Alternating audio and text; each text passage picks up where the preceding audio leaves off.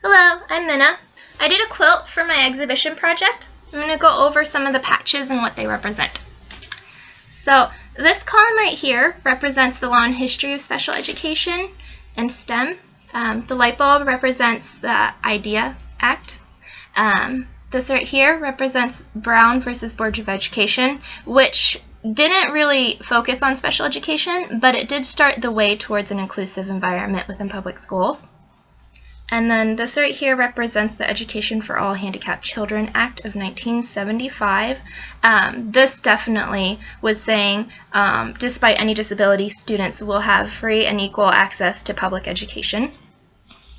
Okay. The next column, starting with the Rubik's Cube, this column represents inclusive education in STEM. So within STEM, the Rubik's Cube represents problem-solving skills rather than rote memorization and reciting. This right here represents a balanced level. So a student is not put into a grade level or is taught content that's below what they should be taught. So STEM really allows for a balanced education. Okay. And this right here, the two sharks are working together. So it's saying that in an inclusive environment in education in STEM, a lot of group work allows students to work on their social skills in addition to their content. Okay, my next column here represents the Common Core and how it supports students with disabilities in STEM. So the key is saying it's like a key to the future. This is saying that it prepares students for the future because you're focusing more on the, again, skills rather than the content memorization and reciting.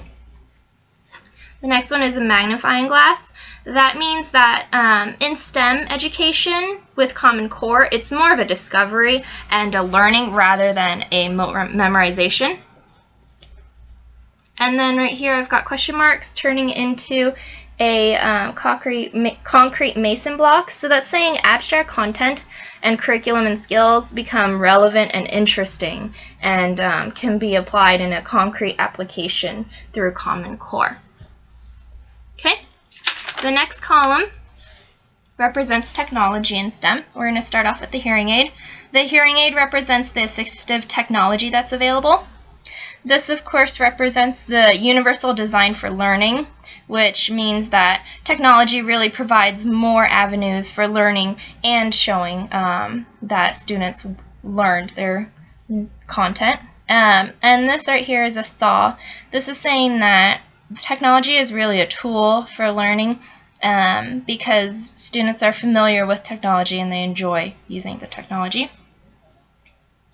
Okay.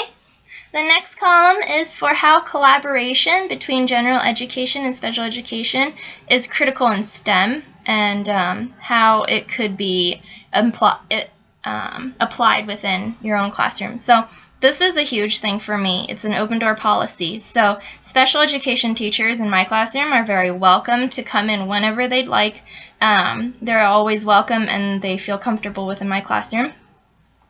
This right here is a toolbox. This is saying that you add to your toolbox when you collaborate because two minds are stronger than one. You've got all sorts of different resources and ideas that you can put together.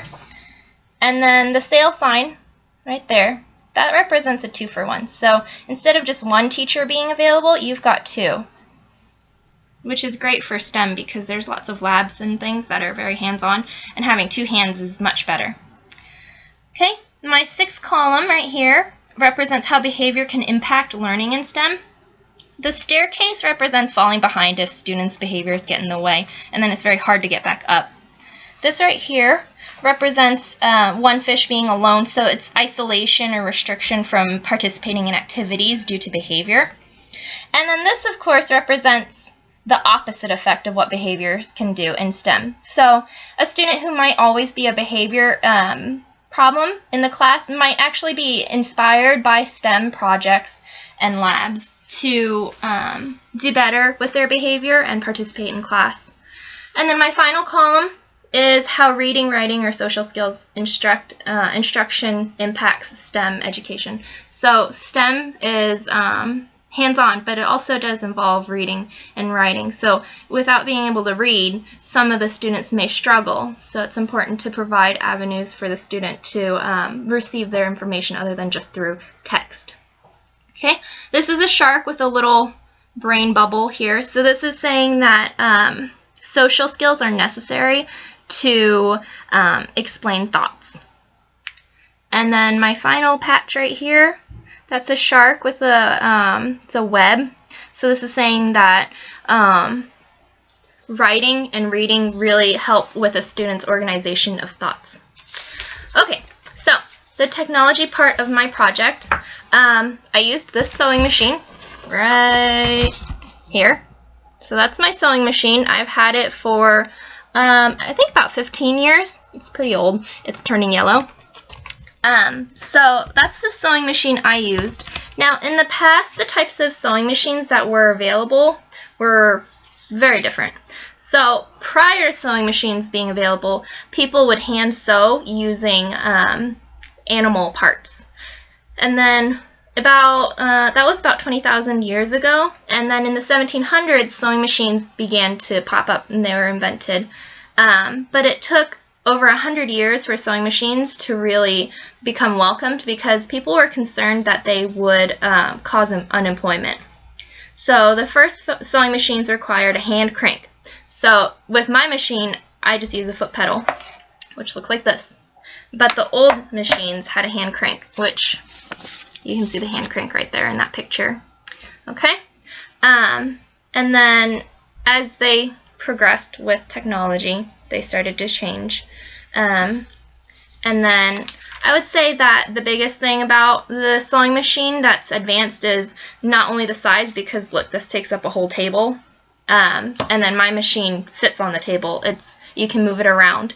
And then the sewing machines now, you can do all sorts of designs and embroidery, which with the old machines, you were just doing a straight stitch. Additionally, there's products out there for people who have limited mobility or limited movement in their hands. There's a product called the Bite Switch, which allows people to sew using their mouth or their hand instead of the foot pedal. So there's been lots of progression within the sewing machine and technology. It's pretty awesome. Okay, thanks. Bye.